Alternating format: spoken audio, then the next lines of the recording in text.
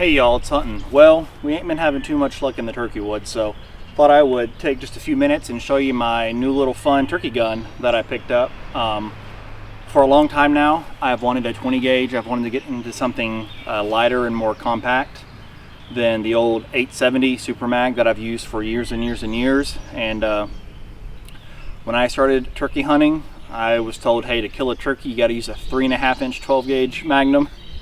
Then I quickly realized that those 3-inch shells will kill them plenty dead. And of course, unless you've been living under a rock, a lot of people are killing turkeys with 410s all day long. But I wanted to get a 20 gauge, been doing a lot of research and came across this guy, and I've had it for about a week. I want to share my thoughts and impressions. This is an unbiased, unaltered opinion. I have zero affiliation with Mossberg. I bought this with my own money, and I've got one thing I hate about it, two things that are kind of like and then everything else is good. So I've had this gun for about a week and I'll share my thoughts on it, and I'm going to do a part 2 once I've shot it more. And I've got a red dot, I've got a lower mount for my red dot sight coming, and then I've got an Indian Creek 5.62 turkey choke coming that I'm going to use. So first thoughts and impressions. I love the fit and finish. I've been looking for a 20 gauge turkey gun, semi-automatic, under $1,000, and pretty much everything I felt that I picked up within that price range felt very rattly and cheap and not well made. I had always been told, Mossberg, you're going to lose some quality. That is not my impression of this gun. I feel like it feels very good, and there's actually stuff that I thought I wouldn't like that I really like. Like, I thought this grip would be hokey. I thought it would be plasticky and whatnot, and maybe kind of like this material, but it is not. It's like a rubber overmold, and it feels really, really good. And it was something that when I saw this gun online, I thought it would be a detractor for this gun, and almost made me not interested in it until I was just like, hey, let me see that little SA20 over there on the shelf. And then I felt it and I was like, oh, I really like that. So I've got an XL size hand, and it fits really good. It fits really, really good. Where your hand kind of goes into the corner here, that feels good. The trigger guard feels good. It's not too big, it's not too small, it's just right. But with that, moving forward, I want to get to the one thing that I absolutely hate about this gun, and I feel like it is a big miss. And honestly, if they change this one thing, like, I would have nothing like bad to say about it. But the where you feed in the shells is so horrible. I feel like it is disingenuous if anyone who reviews this gun does not call this out, because I don't think it's like an objectivity thing. I feel like this is horrible, and whoever uses this would hate the way that you feed shells into this. So two things. One might be because I'm a large dude, I'm 6'3", and I wear XL size gloves. I cannot get past the first knuckle on the feeding ramp. So let me show you.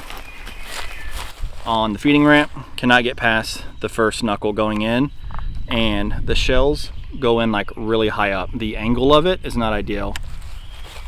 And remember, gentlemen, it's all about the angles. But the angle is horrible, and it's very hard to get stuff up there.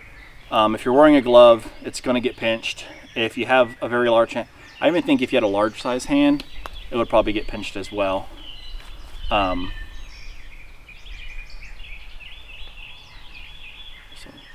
Babe!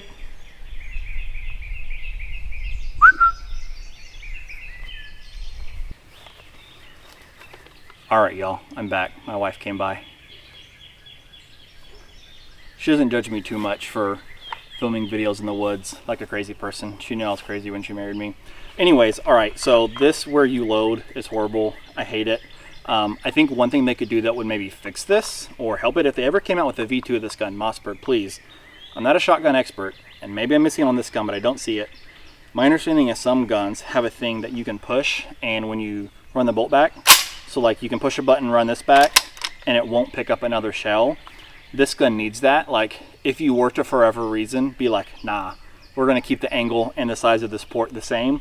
If you would at least add that, I think that would help a lot with this gun, because if people buy this gun who are like me, where you have to manually unload your gun at the end of hunts because you don't unload it on turkeys, that's a really bad experience. I have to load shells in like that every time because it is so horrible, and I can't get past how how terrible it is to get the shells in there. So 2 other small things though, and then everything else I like about this gun so far. I've had it for a week. This right here for the bolt release, the bolt catch. I'm guessing that's what you call it on shotguns. It looks flush, looks good, it's pretty. Let's send the bolt home.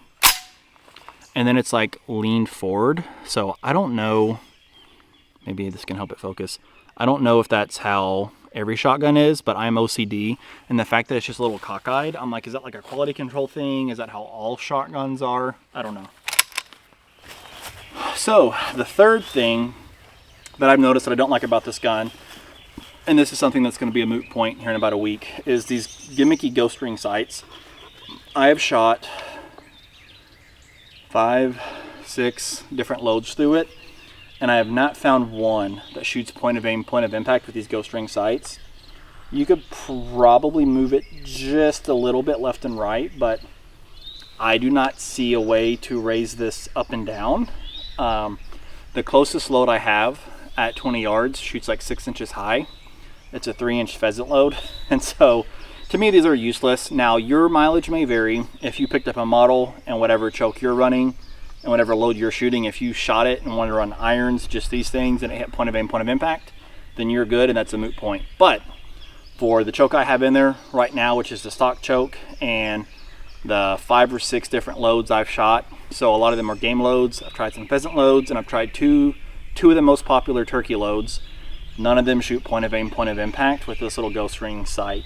And they're far off enough that I don't think this thing has enough, if it has any adjustment, to be able to fix that. So let's see what else. I don't know. I really like everything about it so far. Like I said, I've got a red dot coming this week and an Indian Creek 562 choke. I'm going to be patterning some TSS loads. I've got some Apex, I think they're 8.5s, the Ninjas. And then I'm going to try some Federal 9s and any other loads that you want to see me, if I can find them and if I can afford them, because it's TSS. Let me know and I'll try it out with this gun. But I just want to get something that's not too extremely screaming tight at 20, but holds a good enough, dense enough pattern out to like 35, 40, maybe 45, that we have plenty of capability. And we have a little bit of fudge room where if we think they're at 40 and then we step it off and they were 48, we're still going to kill the turkey plenty dead. So far, I really like this. I'll bring you along the ride, so stay tuned for that. And yeah, anyone who reviews this gun and doesn't talk about this, be wary of any other reviews, because it is so bad. I'm telling you, it is so bad that somebody's in their pocket. But would I buy this gun again a week in, and I've had it for a week, I've shot it probably 40 or 50 times? Yes. I love everything else about it. It feels really good. It feels really quality. It's nice and compact, but it doesn't feel like a little cheap kid's gun. It's just, I think Mossberg did a really good job with this, and I'm super excited to get my red dot and my Indian Creek choke in, and get this baby dialed in. So anyways, guys, hope you enjoyed that. Those are my impressions after 1 week of buying this gun with my own money, and I'll bring you along for the ride. Do me a solid. That TSS that I'm going to test to it is not cheap, so hit that like and leave me a comment. Let me know what loads you're shooting, and I will see you guys on the next one. And hey, who knows? If we're lucky enough, we might just be able to test this boy in a Boss Tom if all that gets here soon enough. We've got a couple weeks left of the Tennessee turkey season, and if I can get it dialed in, I'll definitely be carrying it in the woods the rest of this spring. So hope you guys enjoyed that. See you around.